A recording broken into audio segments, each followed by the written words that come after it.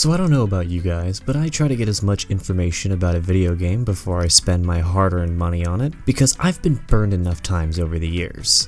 You can't keep getting away with it! Usually the best place to get a general idea about a game and how good it might be would be reviews. Whether it's Metacritic, Reddit, your favorite creator on YouTube, or even the bane of my existence. There's a lot of options out there, and if I were to ask you where your first place to check to see reviews are, there's a 99% chance you probably wouldn't say the Steam reviews. Now, seeing as how it's the Steam summer sale going on right now, I've been checking out some potential games to pick up, and as I was checking things out, I happened to stumble across the review section of games, which to be honest, I totally forgot even existed. And boy, there are some fucking gems here. So come with me down this schizo rabbit hole and just see how wild these Steam reviews get. The first game I really noticed reviews for was this Plastid Plastic Duck Simulator game. I'd never heard of it, and apparently it was given overwhelmingly positive reviews, so I just had to see what in the actual fuck people had to say about this $2 duck game. The ducks have me at gunpoint to give this a good review. Well, that makes sense, and at least 3 people found that review helpful, so I'm not sure how helpful it was to me personally, but whatever. 10 out of 10, my wife left me, now I can play this game whenever I want. Now see, this is what I'm talking about. Stay away from women. That way you can stay focused on your gaming. Just stay gaming, bruh.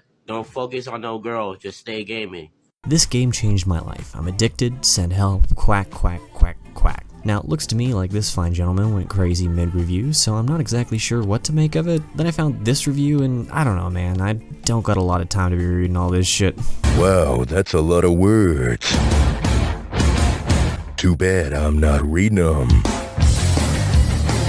Now, after looking at reviews for this life-altering, religion-breaking rubber ducky game, it caused me to look into other games just to see what wacky and wild shit was being spewed in these review sections. Keeping on track with simulator games, I was looking into Power Washing Simulator. Now, this game I actually personally love. It's one of those games that just scratches a certain itch in my monkey brain that releases a certain amount of dopamine when cleaning shit up. Who needs an autism diagnosis when I have this game? And I guess this is just gonna have to be another box check into my self-diagnosis of severe autism. I'm not upset with y'all because I know you're mentally ill. Good game. Well, I'm glad you played 105 hours of this game and had enough brain cells left to be able to say that the game was good. I was afraid after that long you wouldn't have much to say. In Call of Duty, now this is a weird one because I didn't know this. Instead of having individual Steam pages for the most recent games, they've just started to integrate them all into the same page on the store. I don't know why, that's just weird to me. I like calling people the N-word. Well, it is Call of Duty, so saying that this comes as a shock would be disingenuous, but I do love how this person got the fucking game for free just to review it saying he's out here throwing around some urban slang in the game. You're a fucking loser of life, you fucking pussy.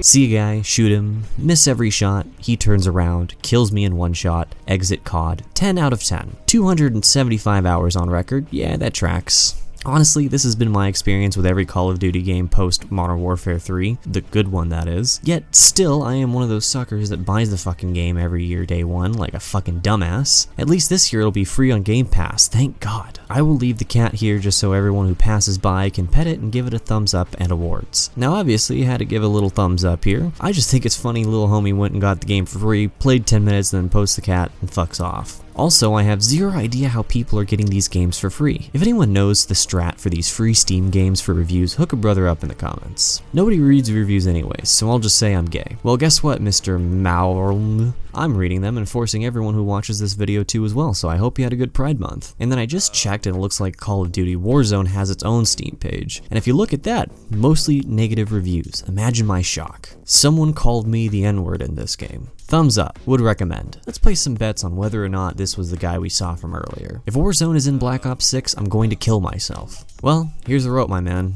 But on a real note, Warzone makes too much money not to get integrated into every new COD game, so until we all just collectively stop playing it, it ain't fucking going anywhere. This person didn't even review the game and decided to leave a recipe for brownies, which I'm not gonna complain about. This person hates the game and decided to be less cool than the guy from before, only giving a recipe for water. My uncle touches me. No one will see this though. Well, before my time of recording, at least 127 people saw it and thought that your uncle touching you was funny, so I'm not gonna go anywhere near this one. Now, Halo Infinite is a favorite here on the channel, and I know you guys are pretty divisive in the comments on my last video about it, but let's see what the degenerates on Steam have to say. Love this game. My favorite part is when it crashes at the loading screen. It really sucks that this is what Halo has become. Rip Halo. Every time I think about this game now, I just get angry. Yeah, okay, I guess these guys really aren't into the game. Granted, I play Halo on my Xbox and not my PC, so I'm really not sure what the other issues involving the PC version are of the game, but maybe that's just cope on my half, I don't know.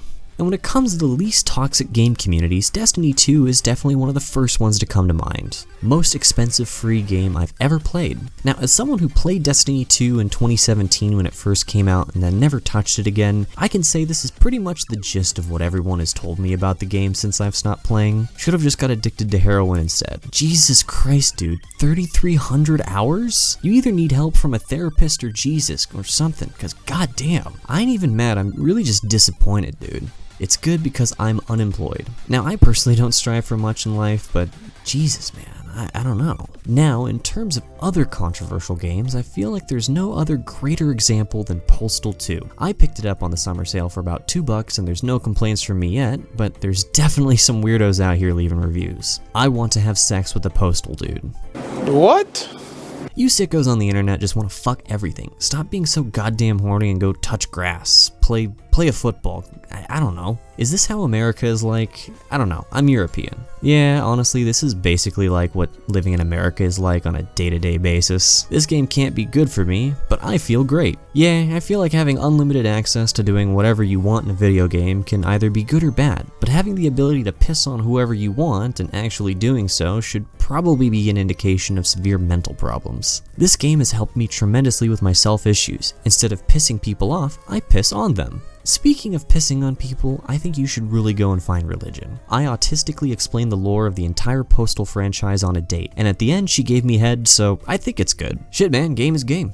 This is pretty close to trying to explain Chris-chan lore to a girl who doesn't know what 4chan is and then still ending up getting it in. It's not impossible, but you're probably not doing yourself any favors. Honestly though, out of pretty much every review I've taken a look at so far, this one is my favorite and it takes the cake. Postal 2 is one of the most family-friendly, tame video game experiences I've experienced so far. If you're looking for a game to buy your 5-year-old child, I would highly recommend you buy them Postal 2. There are so many learning experiences and life lessons to be had in this game, and they are all told in the most PG way possible. I would also recommend you play this game if you're a feminist who believes video games causes violence, because this will be the game to utterly change your perspective on gaming as a whole. Postal 2 has a beautiful, meaningful story, revolutionary gameplay, and so many hours of fun gameplay. 6,000 hours on record.